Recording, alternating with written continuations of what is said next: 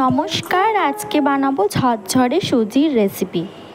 চলুন দেখে নেওয়া যাক। প্রথমে কড়াইতে একটু ঘি দিয়েছি গরম করে, তার মধ্যে কাজু আর কিশমিশ দিয়ে ভালো করে নেড়ে চেড়ে নেব আমরা। এটা কিন্তু খেতে খুবই সুন্দর হয়। এই যে দেখুন, যতক্ষণ না কালার চেঞ্জ হচ্ছে আমরা ততক্ষণ এটাকে ভালো করে ভেজে নেব এবং সেটাকে তুলে নিলাম। এবার সেই ঘিটার মধ্যেই আরেকটুখানি ঘি দিয়ে সুজিটাকে দিয়ে দিলাম। 1 বাটির মতন আমি সুজি এখানে ব্যবহার করেছি। আপনারা আপনাদের অনুযায়ী সুজি ব্যবহার করতে পারেন এবং সেটাকে খুন্তির সাহায্যে ভালো করে নেড়ে চেড়ে ভেজে নেব। যতক্ষণ না কালার চেঞ্জ হচ্ছে ততক্ষণ ভেজে নেব সুজিটাকে। যে একটুখানি চিনি দিয়ে দিলাম, অর্ধেক বাটি। চিনিটা আপনারা আন্দাজ অনুযায়ী আপনাদের মতন করে দিয়ে দিতে পারেন, মিষ্টি যে যেরকম খাবেন। এবার আমি একটু দুধ দিলাম ওর মধ্যে। আমার একটা ছোট বাচ্চা আছে, সেই বাচ্চাটা ভীষণ জ্বালাতন করে, ওর হাত বারবার চলে আসছে ভিডিওর মধ্যে।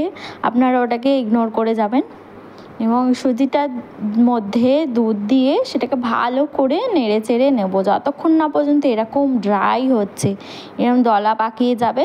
তারপর ওটাকে নেড়ে চেড়ে ভালো করে সেটাকে ড্রাই করে নেব আমরা।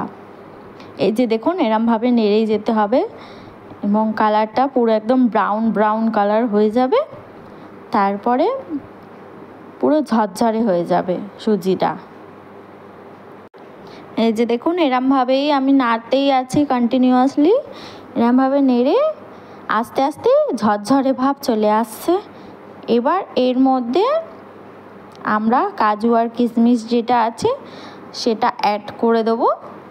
এই যে দেখুন, এরম হয়ে যাবে নেড়ে নেড়ে যে অ্যাড করে দিলাম আমরা কাজু কিশমিশটাকে। এই যে দেখুন আমাদের ঝরঝরে সুজি রেসিপি।